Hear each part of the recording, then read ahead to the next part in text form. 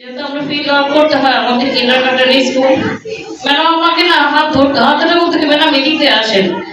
আগে তো চরের রাস্তাঘাট এতটা উন্নত পথে ছিল না, তো সেই দিকে যখন ম্যাডাম বিগত 2 বছরের মতো অনেক অসুস্থ ছিল, ম্যাডাম বলতো কি ম্যাডাম আমার হাতটা একটু ধরেন, আমি এখানে আজকে হাঁটতে পারতেছি না। প্রকৃতির মনে এটাই নিয়ম, একটা সময় যখন আমরা যাদেরকে ধরে ধরে হাঁটা শেখাবো শেষ বয়সে হয়তো বা আমরা আবার তাদের হাতে ভর করে আমরা চলাফেরা করবো। আর ম্যাডামের মনের শক্তি অনেক ছিল, যেটা আসলে বলে বয়ে শেষ করার মতো না। উনি বাচ্চাদের ভিতরে অনেক অনুপ্রেরণা দিতেন, এবং আমি আমার চোখে দেখছি যে বাচ্চাদেরকে উনি যখন সহমনে ব্যস্ততা করতেন, নিজের সন্তানের মতো করে আর কি মানুষ করতেন, পড়াতেন। আবার আসলে যখন আমি জয়েন করি তখন বাচ্চাদেরকে আমি অনেক শাসন করতাম, তখন ম্যাডাম একটা কথা বলতো যে ম্যাডাম যখন শাসন করবেন লোহার মতো শাসন করবেন, আবার পরক্ষণে তাকে একদম তুলার মতো নরমের মতো আদর করে দিবেন, বোঝাই দিবেন যে তাকে যে শাসনটা আপনি করলেন এটা তার ভালোর জন্যই করবেন, এটা আপনার এখানে কোনো স্বার্থ ছিল না। আসলে এই কথাগুলো মনে পড়লে অনেক খারাপ লাগে। অনেক কিছু শিখছি ম্যাডামের সাথে, অভিভাবকদের সাথে কিভাবে কথা বলতে হয়, বাচ্চাদেরকে আসলে কিভাবে কখন শাসন করতে হয়, কখন আদর করতে হয়, সব কিছু আসলে ম্যাডামের কাছ থেকে শিখা। ওর কোনো কিছু হলে ম্যাডাম আস্তে করে কথা বলতে, ম্যাডাম এই বিষয়ে রাগ করেন না, এই অভিভাবকের এই কথা আপনি রাগ করেন নাই, বাচ্চাদের আসলে এখন আপনি আপনার সাথে মিলাতে পারবেন না। আপনারা আমরা ছাত্রদের সাথে টিচারদের সাথে কি সম্পর্ক ছিল, এখনকার বাচ্চারা অন্যরকম, ঠিক আছে, এটা দূরত্ব বজায় রেখে অনেক সময় চলবেন, তো মনে কিছু রাখবেন না, সবসময় বাচ্চাদেরকে আপনি ওইভাবে তৈরি করে দিবেন। যাই বলি না কেন ম্যাডাম সম্বন্ধে আসলে অনেক স্মৃতিগুলো আসলে শেষ হবে না। শেষ যখন অবসর সময় থাকি দেখি আমাদের কাছে তো ম্যাডামের অনেক ভিডিও আছে, ছবি আছে, যে ম্যাডাম হাঁটতে পারে না। গত 21শে ফেব্রুয়ারিতে, এবার তো আমরা র্যালি করতে পারি না রমজানের কারণে, আমার ছেলে আগে র্যালিতে সামনে দাঁড়াইছে, ম্যাডাম নিজেই হাঁটতে পারে না, অথচ আমার ছেলে আর একটা মেয়ের বাচ্চা ম্যাডাম 2 হাতে 2টা বাচ্চাকে নিয়ে ম্যাডাম হাঁটতেছে। ছবিটা দেখি আর চিন্তা করি যে মানুষটা নিজে হাঁটতে পারে না, এই 2টা বাচ্চা যেন রোডের মধ্যে পড়ে না যায়, কত মায়ের মতো মানে মুরগি যেরকম ছোট বাচ্চাকে আটকে রাখে জানার মধ্যে, ম্যাডাম এরকম করে নিয়ে নিয়ে ম্যাডাম চলাফেরা করছে। আসলে এগুলো আসলে ঘোরার মতো না। তো কোনো স্টুডেন্ট ম্যাডাম তো আসলে যেতে হবে, আমরা কেউ থাকবো না, শুধু আমাদের কর্মের মাধ্যমে আমরা বেঁচে থাকবো। তেমনি ম্যাম আমাদের মধ্যে, আমরা যতদিন বেঁচে থাকবো ম্যাম আমাদের মধ্যে বেঁচে থাকবে। ম্যামের আদর ভালোবাসা, ম্যামের কাজ, ম্যামের এই স্মৃতিগুলো, ভালো কাজের স্মৃতিগুলো আমাদের মধ্যে বেঁচে থাকবে আজীবন। আরেকটা কথা হচ্ছে, যে চলে যায় সে তো আর ফিরে আসে না, এটাই বাস্তব। খালি জায়গা কিন্তু কখনো পূর্ণ হয় না। এই যে ম্যাম আমাদের খালি করে চলে গেছে, এই যে খালি জায়গাটা, এই শূন্য স্থানটা কাকে দিয়ে আমরা পূরণ করব?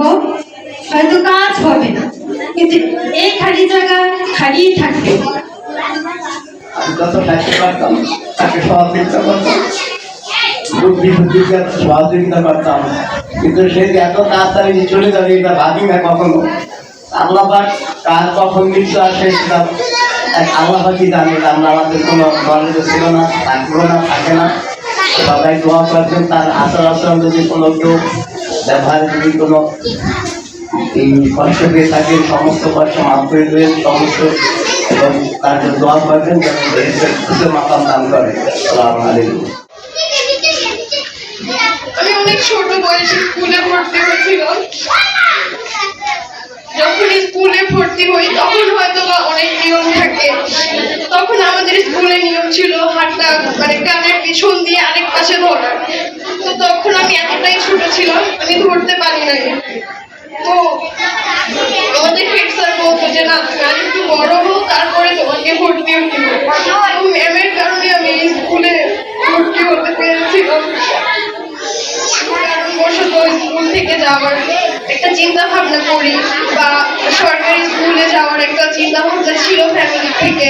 তখন অনেক ম্যামরা ছিল, স্যাররা ছিল, এখানে অনেক নতুন ম্যাম আছে যারা হয়তো বা আমাদের চিনবেও না, কিন্তু আমাদের অনেক পুরান টিচার ওইখানে আছে যারা আমাদের খুবই ভালোবাসতো। ওই টিচাররা আমাদের বাসায় যে আমাকে, আমি ভর্তি হবো না তারপরও আমাকে জোর করে আনে। থাকা অনেক সময় অনেক কিছু বলতে টিচারদের, অনেক অন্যায় করছি, তারা শাসন করছে, ভালোবাসছে, বুঝাইছে। ম্যাম খুব ভালো মানুষ ছিল। তো ওইটা জানার পর থেকেই হচ্ছে মনের মধ্যে একটা ইচ্ছা ছিল যে না যাবো, যেহেতু শেষ সময় দেখতে পারিনি, এখন হয়তো ম্যামের জন্য একটু সবার সাথে দেখা হবে, টিচারদের সাথে দেখা হবে, ম্যামের জন্য একটু দোয়া করতে পারবো, এই উদ্দেশ্যে এখানে আসা। যদি ম্যাম কারো মনে কোনো কষ্ট দিয়ে থাকে বা হয়তো পড়ার ক্ষেত্রেই সবাইকে বকাঝকা দিবে, এছাড়া টিচাররা কখনো বকে না।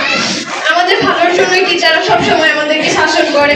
হয়তো তখন এটা আমি পর্যায়ে এসে বুঝি হয়তো বা তারা আমাদের ভালোর জন্যই করেছে। আজকে তারা শাসন করেছে বলেই আমরা এখানে আসতে পারছি, নাহলে কখনোই সম্ভব ছিল না।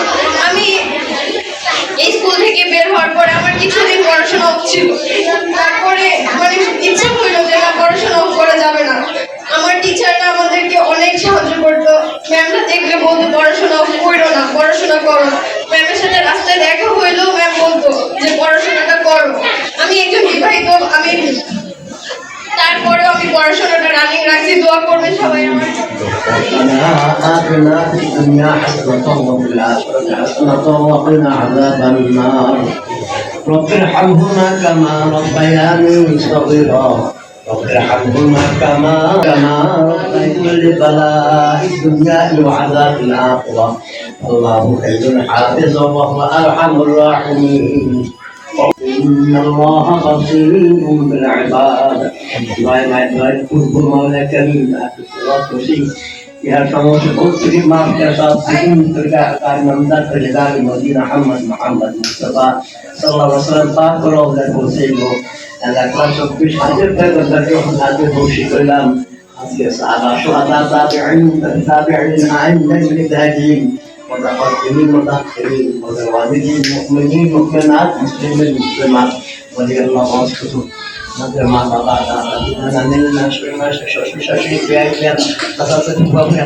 যাহারা কবর প্রত্যেকের দোহার ধারে পৌঁছে করলাম সমস্ত কবর পাশে সহায় তুমি তাদের যখন নাই মাওলা গো পরিবার কালেমার ইমান তাহাকে মাফ করে দিও আল্লাহ দাদা আদম আলাইহিস সালাম থেকে এই পর্যন্ত কত নারী মুসলমান কবর শাহিদ আছে প্রত্যেকের খাস করে তাদের অনুষ্ঠান সাবির ম্যাডাম তার কবরকে তুমি রওজা তুলে রিয়াজ জান্নাত বানাই দাও আল্লাহ তোর কবরটা তুমি বেহেশতের টুকরা বানাই দাও সমস্ত গুনাহ মাফ করে দাও মাওলা তুমি মাফ করা তুমি আপনার কোনো উপায় নেই মাওলা কারীম সমস্ত গুনাহ মাফ করে দাও